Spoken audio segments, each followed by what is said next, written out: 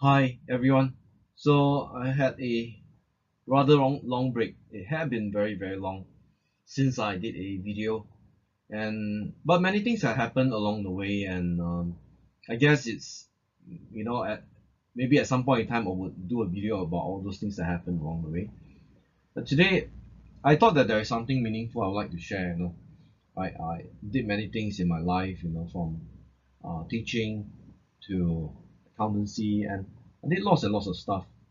And after I realized that there were so many ideas in mind that I would like to share, and I couldn't think of something that to start this off. I started writing a book. I realized that perhaps the easier way to move forward is to list down the topics I'd like to go through and just prepare it as a series of YouTube videos. Alright, so thank you for coming back again. Today's topic is about entrepreneurship. I'm Will Chia, and you're watching this on my YouTube channel. Now, why have I chosen this topic today about entrepreneurship? Now, this thing is really something very close to me, at heart. I had went into a number of ventures before. Uh, when I was younger, I was involved in a F&B venture, not very successful. I also had attempted an accounting venture, providing this accounting services. That didn't work out too well. Yeah, and then I also came across many friends that went into all these business ventures. Well, most didn't work out well, and but like what they say, that experience is what you get when you fail to get what you wanted. So, and I thought that it would be nice to compile all this knowledge and provide this as sharing on YouTube. Hopefully, it'll be of use to someone out there who might be thinking about this. You might be like staring at the ceiling and thinking about this, and thinking of like whether anyone could advise you. Now, preparing this video is really for purpose of sharing, not really so much to provide advice. But I hope that through this, folks out there would have a better idea about whether entrepreneurship is really for you, right? So with that, I'm going to just begin my presentation. Entrepreneurship. When friends and acquaintances mention about China, it is actually quite inevitable to include Jack Ma in the same conversation. His story never failed to conjure memories of the usual anecdotes from him, especially the days when he first started Alibaba. When Alibaba was just a startup, operating off an apartment in Hangzhou. So after Alibaba's founding, the rest was really history. And I mean, there is enough of this biographies, and then books on Alibaba, which I think that those are quite well explained, and chronicle their journey to where they are today. So Jack Ma really isn't the only one who made it that far. In fact, his story to successes to riches wasn't the only one. There were plenty others, in both East and West, in the US, Europe, and as well as China, Korea, and so on. Right. So there is a story of Jeff Bezos who left his well-paying job at DE Shaw and started Amazon. Mark Zuckerberg dropped out of Harvard and started Facebook. There was also Steve Jobs and Steve Wozniak and so on. There were plenty of them, right? In fact, many of these, very successful individuals had, interestingly, been born in this period of time, right? And their stories have been written, and regurgitated over and over again, on social media and so on, right? Their successes seem so easy, exposed. I had, often talked to friends, in fact, being a lecturer previously, not now, I had seen so many students, they would all have that same impression that it is easy. Now, the truth is that recalling the story is easy, right? The key word is recalling is easy, right? But the thing is that how many really have thought about the common factor among all these men? Really, the successes that they have achieved did not come easy. Yet these had certain common denominators, like risk-taking, conviction, faith, and inextinguishable fire to overcome. Of course, there are many others, right? So these are just some that I could think offhand. So quite common to see these common denominators. And more importantly, all had experienced certain failure, except differing in terms of the extent. These are lessons of failure that each of them had suffered, seem like a short or maybe shorts out of the movies, out of the Hollywood films. And the level of pain, of each failure varied quite significantly. Some were downright painful, right? I could think of one. Blackman had lost billions of dollars, if I'm not wrong, from short selling Herbalife, right? And there was also the story of, not sure whether you all remember about Bell, uh, Alexander Bell, who invented the very first phone, so more than 100 years ago. See, he got rejected by Mark Twain, right, when he approached Mark Twain for funding, right? Lessons of all kinds, regarding all this failure had never been very pleasant, but yet, often lessons of failure and all this pain are frequently understated, right? Why? Because human memory is characterized by brevity, right? It's very hard to recall all these painful experiences. Most people don't want to recall these, right? And these tend to be painful, right? But yet at the same time, you know, only after success has occurred or has manifested itself, it becomes so easy to conclude what contributed to these men's great successes, right? And honestly, doing it is different. Doing it involves a lot of other character traits. It's not just about recalling. I always find it quite troubling that many of the youngsters, right, I come across, they simply understate honestly the efforts that is involved in getting there. It's not easy. Right? I done lots of things. In fact, I used to bake, and it's not easy. Right? It's easy to look at the outcome and say that hey, that's easy, but it's not. Right? But that's entrepreneurship.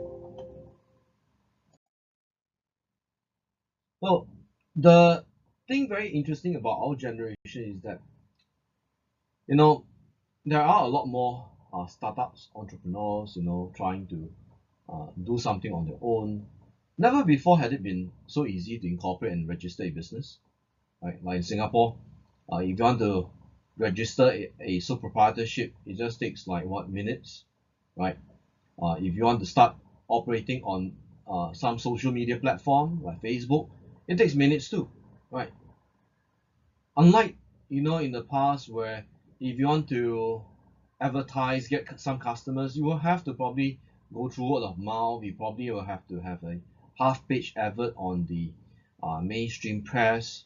Right? Those were really difficult times. But today, all you need to do is know how to operate Facebook. Make sure you have Facebook on your phone, and maybe have an Instagram account, and you can get started. Right? The only thing that may be lacking is imagination and a good bucket load of creativity. And those are really hard, you know, because without the element of imagination and creativity, many things are just not possible. Like for example, how to sell clothes, what clothes to sell. All these are really down to imagination, creativity. Now I just went to Uniqlo some days ago, or maybe not days ago, but weeks ago, and it's interesting. Like today, if you go to a Uniqlo store, at least in the place where I live in Singapore, all you have to do is just place all the clothes that you're going to buy in this uh, box, cash register with a box. So once you place inside this box-like contraption, the device will immediately compute like how much you need to pay. It's incredibly smart, right? So that's creativity, Like Elon Musk thought of like electric vehicles and how electric vehicles can be fun, fast, and economical. That's creativity and imagination. So often, the edge of human capability is really defined by the ability to imagine. Only if you can imagine can you achieve that leading edge of humanly possible capabilities. There was a very interesting businessman. I shall not mention which nationality. I was going to mention the nationality, but anyway. So this particular person told my friend, who happened to be the purchasing officer. So this businessman told my friend that there are no such things as impossible. There is no such thing as impossible, but things that you can't imagine. So long as you can imagine, then theoretically there shouldn't be anything that's impossible. And that was quite insightful. Right. So therefore, creativity and imagination are very essential elements to achieve entrepreneurial successes, right? Because many of the successes in entrepreneurship are not written in textbooks. They are developed, they are evolved during the course of entrepreneurship, right? Many things are not invented as a result of writing a PhD thesis. It's not. It's as a result of a necessity, right? Like what Vinod Costa that day he was mentioning in his speech, right? So he said that necessity is the mother of all invention, which it is, right?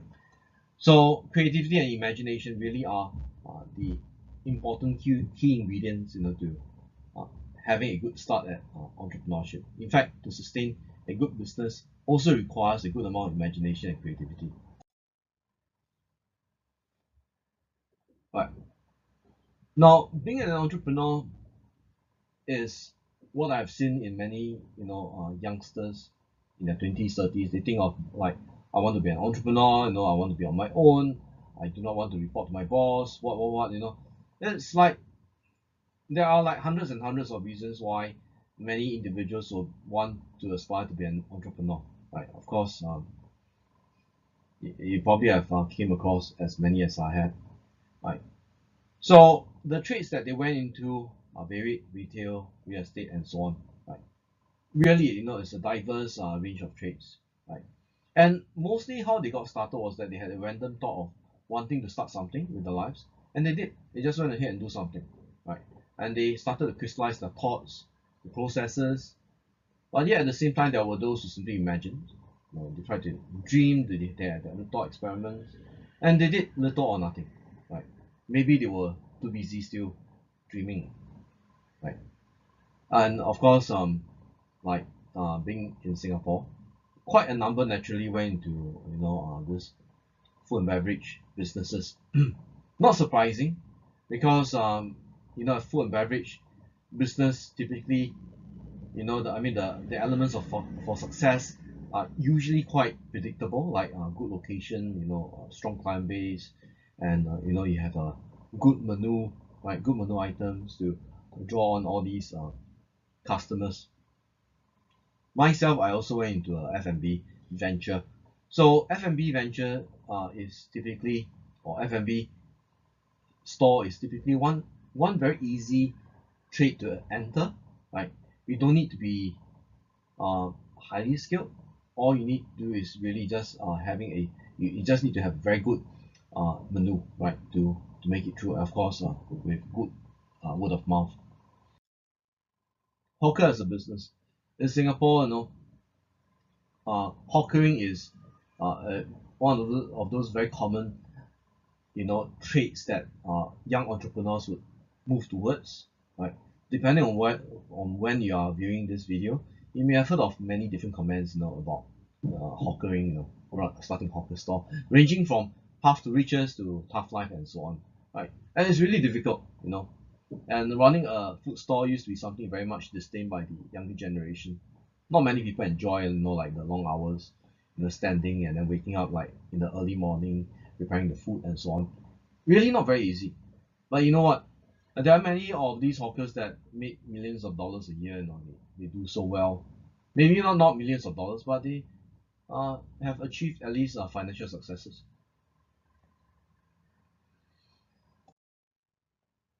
At the same time, there are also quite a number of friends, and acquaintances that turn to professional services. Right? They venture into professional services like becoming insurance agents, real estate agents. These are also by no means easy. Right? Earnings are erratic and competition is harsh and unforgiving. So a range of trades.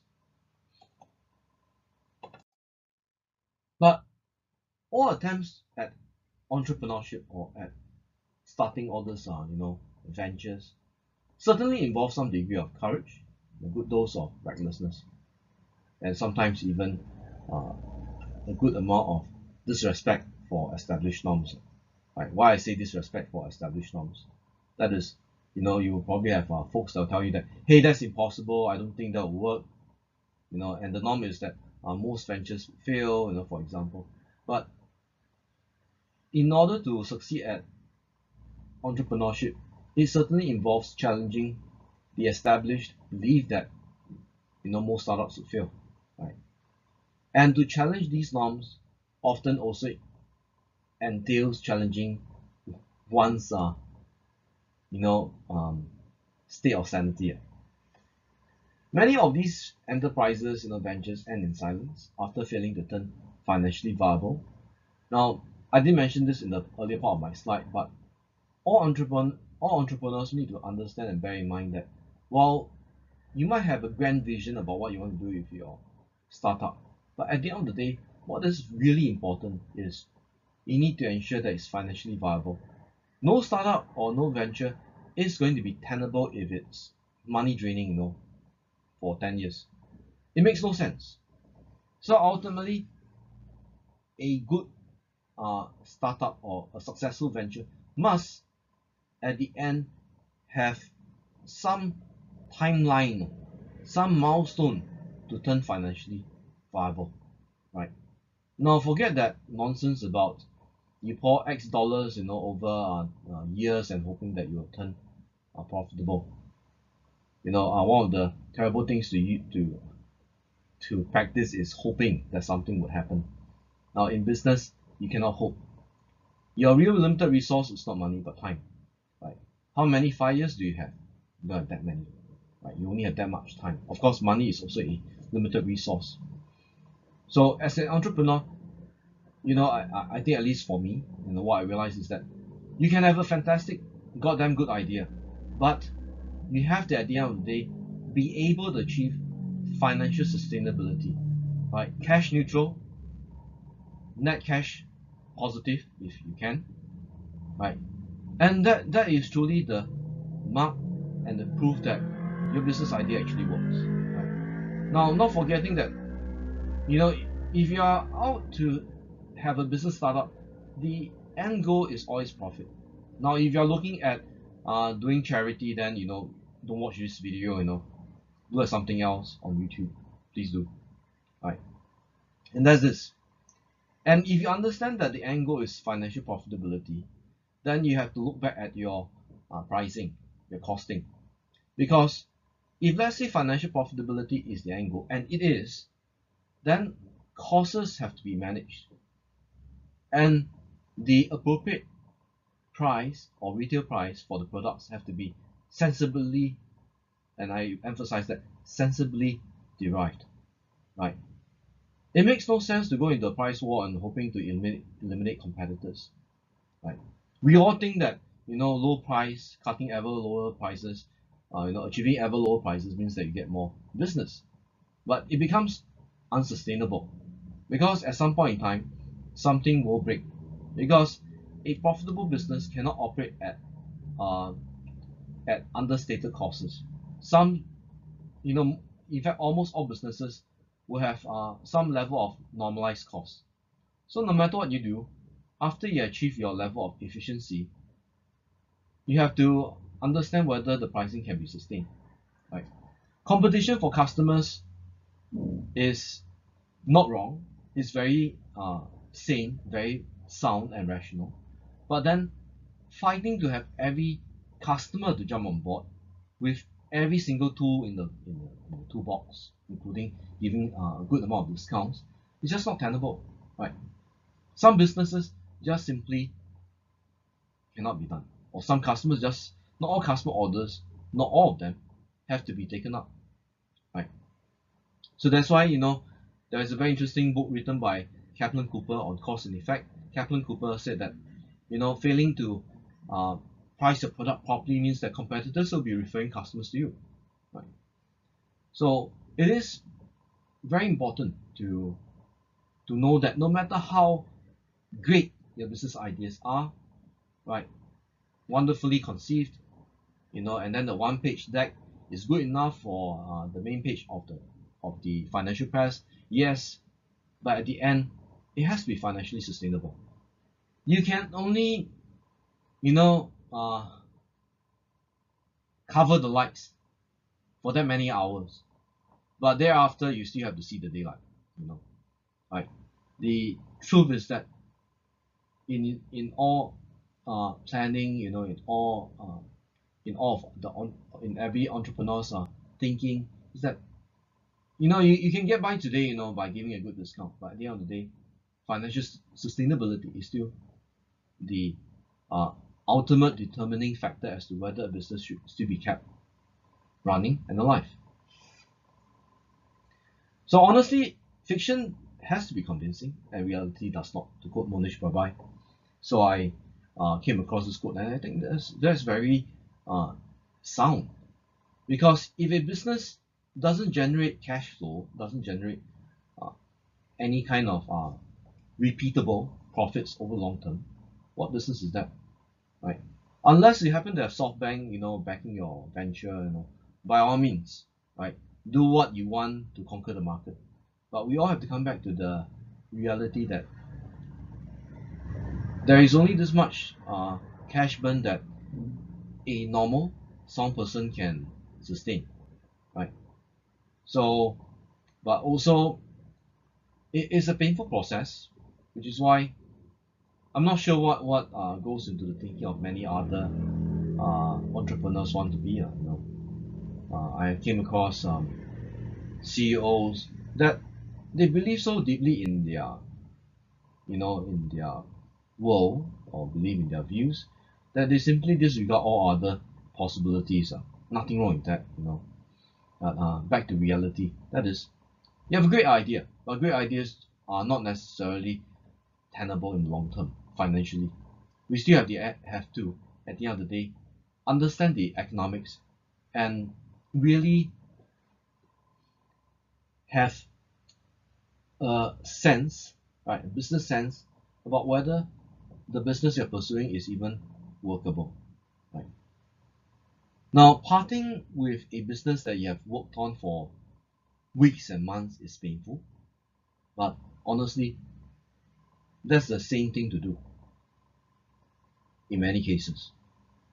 So that's the sharing I have, and I hope that this sheds some light to everyone. So this is a general presentation about what I think about entrepreneurship.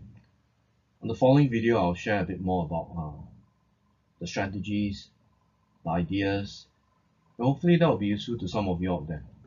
Thank you for watching, and well, in the meantime, think hard, dream hard, and do the best at what you're trying to do.